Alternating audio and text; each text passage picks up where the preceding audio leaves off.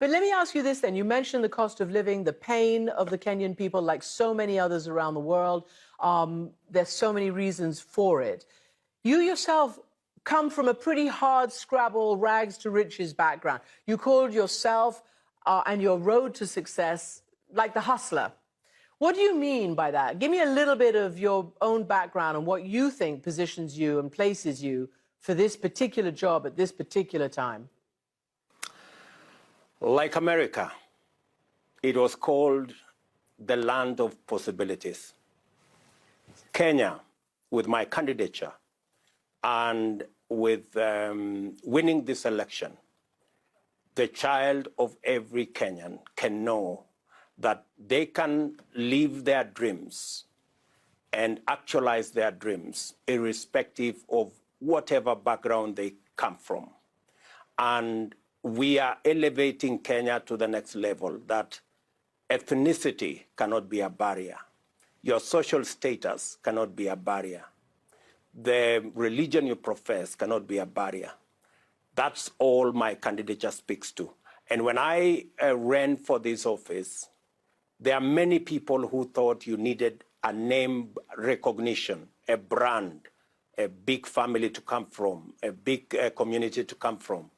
But with my candidature, the child of any Kenyan, small community, big community, irrespective of their social status, can actually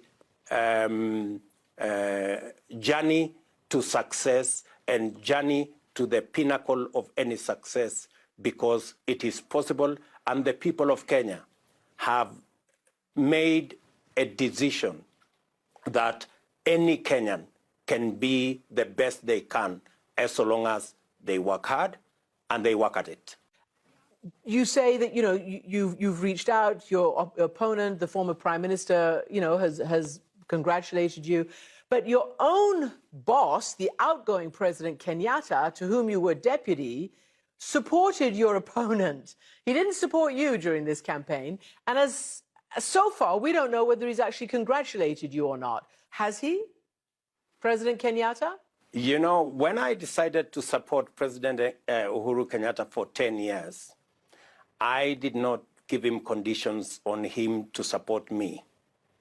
And he's an adult, and he can choose and make decisions like all adults on who to choose. And I appreciated when he decided to support somebody else. I did not take offense, although I had supported him in the past. I have won the election. That is what is important.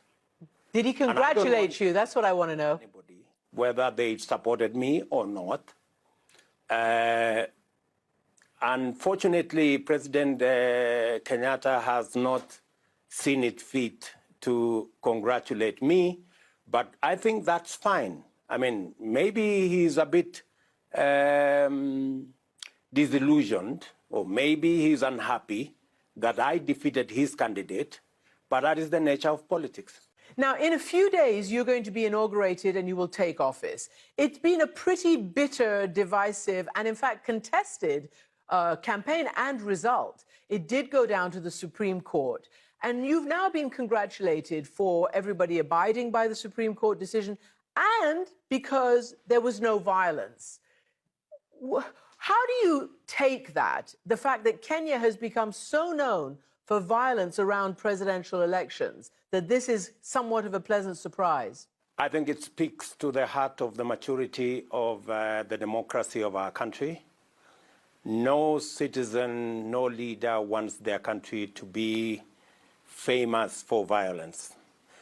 And as the people of Kenya, we have raised the standard, I think, in our continent, and we have raised the standard even for ourselves, that we can go to an election, we can decide who our leaders are, and the next day we can go back to work.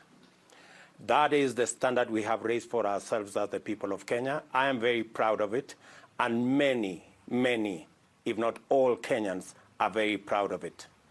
And what happened in the past was a slip. And we have gained our balance. And I am very confident going into the future, the next election will be better than the one we had this year. So again, it's very good to hear you say that, because the last one, in which you said there were challenges and mishaps, and you called it a slip, what happened in 2007, 2008, more than 1,000 people were killed. So it was a pretty big disaster. I want to talk to you about a specific, human rights situation in parts of Africa, and including in your own country. You yourself gained worldwide attention a few years ago when you said there was, quote, no room for homosexuality in Kenyan society. I want to know whether you still stand by that. We have Kenyan law, we have Kenyan constitution, we have our tradition, we have our customs.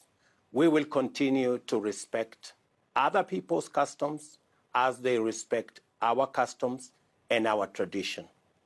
I am very clear that we respect everybody and what they believe in, but we also have what we believe in, and we expect to be respected for what we believe in. So before I ask you to flesh that out and what exactly does it mean, I want to play you what President Kenyatta said to me about this issue. I will not engage in a subject that is of it is not of any major importance to the people and the Republic of Kenya. This is not an issue, as you would want to put it, of human rights or this. This is an issue of society, of our own base as a culture, as a people, regardless of which community you come from. This is not acceptable. This is not agreeable. So he's basically saying homosexuality is not agreeable. You've just said that you're kind of trying to thread the needle, that the law says one thing, but you respect everybody's rights. Will a Ruto administration crack down, like many other leaders in Africa, on the homosexual LGBTQ community, or will you allow them their human rights and their civil rights? I think on that subject, President Kenyatta was spot on. We do not want to create a mountain out of a molehill. This is not a big issue for the people of Kenya. When it becomes a big issue for the people of Kenya will make a choice. As it is now, we are grappling with 5 million young people who do not have jobs, 4 million people who are hungry, and that is my concern. That is the focus of the people of Kenya at the moment. When the issue you have discussed about homosexuality and the rights of LGBT will come, the people of Kenya will make a